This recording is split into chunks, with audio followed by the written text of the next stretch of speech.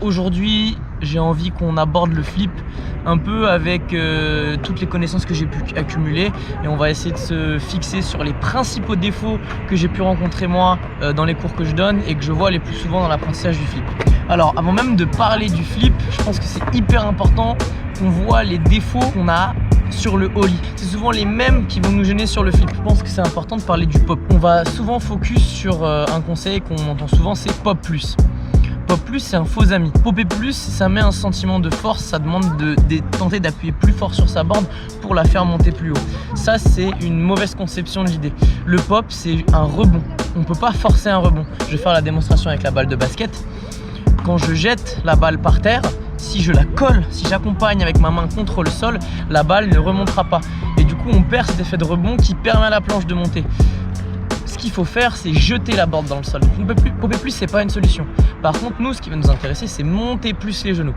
Déjà, ça, juste comprendre que monter plus les genoux, ça me fait gagner en hauteur. Ça va vous permettre de gagner pas mal de hauteur sur vos ollies et vous aider à comprendre la suite pour le flip. Toujours sur le ollie, c'est un problème qui est ultra récurrent, même sur des gens qui ont des bons ollies déjà, qui savent déjà me passer une board, c'est la position de la tête. Moi, ce que je demande souvent, c'est de positionner la tête au-dessus du pied. Alors, c'est des choses qui varient d'un skater à un autre, mais globalement, avoir la tête au-dessus du pied avant, ça va faire que quand on pop, on va pousser droit dans l'axe de la jambe d'appui. Et donc, on va pas décaler. Et si j'ai la tête trop en avant, quand je vais popper ma board, elle va rester en arrière. Quand je vais avoir la tête trop en arrière, la board va partir en avant. Et ça, globalement, sur toutes vos figures, il faut le garder en tête. La board, elle ira le plus souvent à l'opposé de là où vous faites l'erreur. Donc déjà, en combinant ces deux choses, on va se concentrer quand je pop, juste jeter ma board dans le sol et libérer la place avec la jambe arrière. Ça va déjà me faire gagner quelques centimètres de pop facilement. Ensuite, quand on va gratter, la position de la tête au départ, si elle est bien alignée, le skate va décoller droit. Ensuite, le problème qu'on va rencontrer, c'est au moment où je vais gratter avec mon pied avant, souvent la board part devant sans moi. C'est parce que quand je vais faire mon ollie, il faut légèrement gainer les abdos et légèrement emmener le buste. J'insiste vraiment sur le légèrement. Si on le fait trop, on va se retrouver à avoir le nose qui plante et ça nous dérange. C'est pas ce qu'on a envie de faire. Pour suivre le mouvement du pied. Pourquoi? Quand je lance mon pied devant pour gratter, si je le fais sans réfléchir, ça va me faire du poids en avant. Et mon corps, naturellement, va vouloir se rééquilibrer. Et en fait, je vais envoyer la tête en arrière. Donc la jambe devant, la tête part en arrière. Ça me crée un déséquilibre. La board part devant sans moi. Ça, c'est aussi un point qui est hyper important pour le flip. Donc tout ce mouvement-là de popper, libérer, avoir la tête bien en avant, gainer les abdos pour suivre, tout ça, sur le flip, ça va vachement m'aider. Hyper important déjà d'avoir un super bon ollie pour le flip. Quand je parle d'un super bon ollie, c'est pas forcément qu'il monte très très haut, mais c'est qu'on est capable de le reproduire sans réfléchir. Donc on peut se fixer plusieurs types d'obstacles. On peut se fixer des obstacles en quick fit, en hauteur, en montée, en descente. Je pense que déjà avoir un bon ollie dans le sens où quand vous roulez dans la rue, vous êtes capable de monter un trottoir sans réfléchir, sans paniquer, c'est déjà un super bon point pour vos flips. Si vous avez un ollie comme ça, normalement le flip c'est ultra simple. Moi, ce que je vous conseille pour bosser le ollie, c'est juste de skater au quotidien. Vous allez voir que dans la rue, souvent, vous allez vous retrouver dans des situations où vous êtes obligé de faire un ollie parce qu'il y a une branche, parce qu'il y a un trottoir, parce qu'il y a une plaque d'égout, etc. Et c'est avec cette pratique-là au quotidien que vous allez développer des automatismes qui vont rendre tous les autres tricks beaucoup plus simples. Le ollie, c'est vraiment la base de tout. Si vous avez compris le timing du ollie, sur la plupart des tricks, vous aurez compris le timing. Une fois que le ollie, c'est vraiment un exercice que vous maîtrisez, que vous êtes capable de guider le ollie comme vous voulez. Alors, que ce soit un ollie droit parallèle au sol, un ollie en plantant les roues avant, un ollie en plantant les roues arrière, il faut que vous maîtrisiez tous ces types de ollie pour vraiment vous faciliter la vie sur le flip. Juste avec ça, on va pouvoir se battre contre le premier défaut que beaucoup de gens ont sur le ollie. Ce premier défaut, il est tout bête, c'est laisser l'espace à la board avant de gratter son flip. Souvent, vous allez voir ce défaut où on pop le flip et en fait, vu que le pied arrière traîne un petit peu, la board se retrouve coincée dans les pieds et on a beau gratter aussi fort qu'on veut, aussi violemment, vite, au bon endroit, la board ne flippe pas complètement. Et pire, souvent, on se retrouve à se la prendre dans les pieds, dans les tibias, à se prendre des tranchettes. Souvent, c'est à cause de ça. C'est parce qu'on va écraser trop fort la board, ne pas libérer assez d'espace ou vouloir lancer le flip trop tôt avant de libérer la board. Donc déjà, on va se reconcentrer bien sur ce mouvement de la jambe arrière, de bien libérer. Ensuite, pour le grattage du flip, avant de parler du timing et de la manière d'utiliser la cheville, on va reparler de la posture à avoir sur un flip. Quand je gratte mon flip, je ne vais pas être pile pile poil dans le même axe qu'un ollie. C'est très proche, mais au début, c'est cette petite différence qui va vous causer beaucoup de problèmes. Donc nous, ce qu'on va faire, c'est on va se trouver une position déjà où on est détendu, où on est capable de produire un mouvement fluide. Moi, ce que je conseille, c'est de placer la main juste au bord de la rotule, la main avant. Et en fait, c'est particulier comme position, mais ça va me donner pile poil l'angle d'épaule pour lancer ce flip. C'est pile poil entre deux qui va aider ma hanche à s'ouvrir. Et quand je vais lancer mon flip, ça va être une trajectoire qui est naturelle. J'aurai pas besoin de faire un mouvement compliqué qui va me procurer une gêne, qui va me faire forcer et qui va faire foirer mon flip forcément. Le placement du flip, moi ce que je vous conseille, c'est de ne pas avoir le pied trop bas sur la planche. Pourquoi? Parce que quand vous avez les pieds serrés sur la planche, vous allez avoir tendance à avoir un léger déséquilibre. Et donc du coup, quand je vais popper, je vais mal partir, ça va être beaucoup plus compliqué de lancer un beau flip. Donc moi, ce que je fais généralement, c'est que je mets le pied au niveau de là où je le mets pour faire un ollie, juste sous les vis, voire même sur les vis, en fonction de ma borne, en fonction de mes chaussures, en fonction de mon feeling. Il faut vraiment adapter en fonction de ce que vous ressentez. Mais je considère que ne pas le mettre trop bas, c'est une bonne solution. Pareil, concernant la largeur de la planche, le mettre tout au bord, ça dépend vraiment de votre manière de flipper.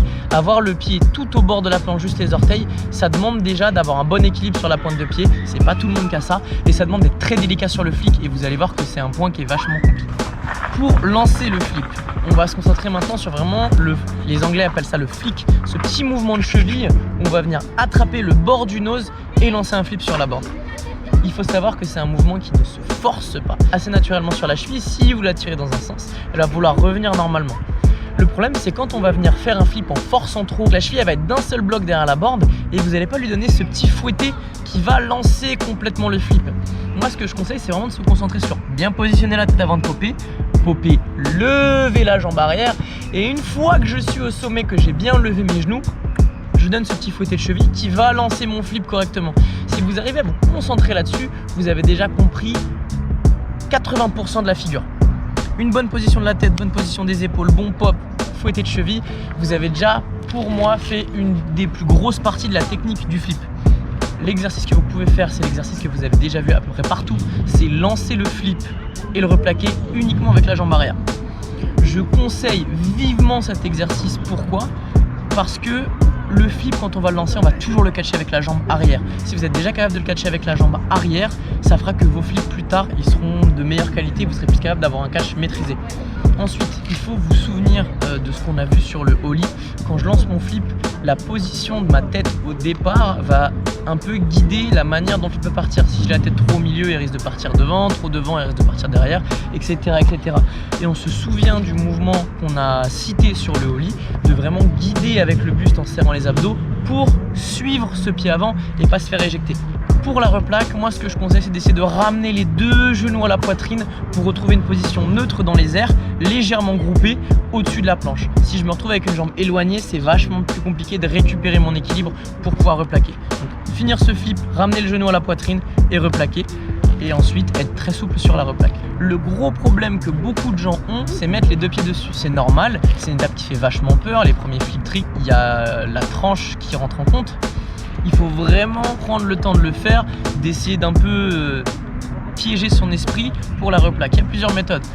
Commencer sur du gazon, c'est une bonne solution, même si le pop est un peu mou. Au final, si votre cheville est assez souple, si votre timing est bon, ça passe quand même. Et ça évite de prendre une zipette à la replaque. Sinon, on peut s'entraîner à plaquer un demi-flip. Ça permet d'avoir à peu près un feeling de comment je dois être positionné pour plaquer ma board.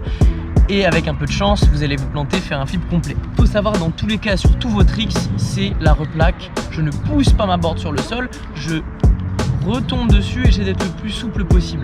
De cette manière, en fait, en accompagnant la board et en fléchissant les genoux à la replaque, on évite une zipette et si on la prend, elle fait vachement moins mal que si je suis tout tendu et que je m'étale bêtement. Donc en résumé, pour le flip, il faut qu'il soit le plus souple possible. Plus vous allez vouloir le faire violent, plus la cheville va se gainer, moins on aura ce fouetté. Donc on va essayer d'être très délicat et une fois qu'on a bien levé le pied arrière, on fait ce petit fouetté parce que si la jambe est encore dans le chemin, la board ne flippera pas. On se rappelle d'envoyer légèrement le buste en avant, de gainer un peu la ceinture abdominale pour pas se faire emmener en arrière parce que la jambe part devant. Ensuite, pour la replaque, moi ce que je conseille, c'est dès que vous avez eu ce fouetté, gentiment vous venez ramener les genoux à la poitrine pour retrouver une position groupée dans les airs et avoir une posture neutre au niveau de l'équilibre pour venir replaquer tranquillement. Si la jambe elle reste en train de traîner devant, c'est très dur de la ramener sur la board. Alors que si on pense à la ramener au buste, ramener au torse, c'est plus simple d'être groupé au-dessus et de se laisser retomber. Pour la replaque, ensuite, sur les premiers flips, on fait ce qu'on peut, on essaie d'être le plus souple possible. On replaque, on plie les genoux. De cette manière, la tranche et la zipette seront moins violentes, feront moins mal et on évite de se blesser bêtement alors que c'est évitable. Voilà, donc globalement avec tout ça, vous avez déjà pas mal d'outils pour progresser. La section commentaires est ouverte sous la vidéo si vous avez des questions supplémentaires. De toute façon, c'est une vidéo qui va être amenée à évoluer, qui sera sûrement refilmée plusieurs fois parce qu'il y aura toujours des conseils qui viendront s'ajouter de par vos retours d'expérience et aussi de par ma prise d'expérience personnelle. Dans tous les cas, n'oubliez pas que le skate, ça doit rester avant tout un jeu. Le flip, ça reste un gros passage qui pose des problèmes à beaucoup de monde, moi le premier. Et je me souviens à quel point c'est dur et frustrant. Il faut vraiment prendre le temps d'essayer des nouvelles choses et surtout prendre le temps d'apprendre. C'est pas en forçant et en restant sur les mêmes erreurs tout le temps qu'on va vraiment avoir une progression rapide ou amusante. Moi, ce que je vous conseille, si jamais vraiment le flip c'est un problème, de revoir tous les exercices dont je vous ai parlé. Donc déjà des ollies quick fit, savoir enchaîner 2 ollies, être capable de monter des trottoirs sans stresser, être capable de changer de hauteur de ollie, changer de manière de replaquer, faire pivoter son ollie en l'air, faire replaquer d'abord les roues avant ou d'abord les roues arrière ou les 4 roues en même temps au choix. Avoir tout ça, c'est vraiment du board control en plus. C'est vraiment des exercices qui vont vous aider dans la progression du ollie et du flip, donc par conséquent. Voilà.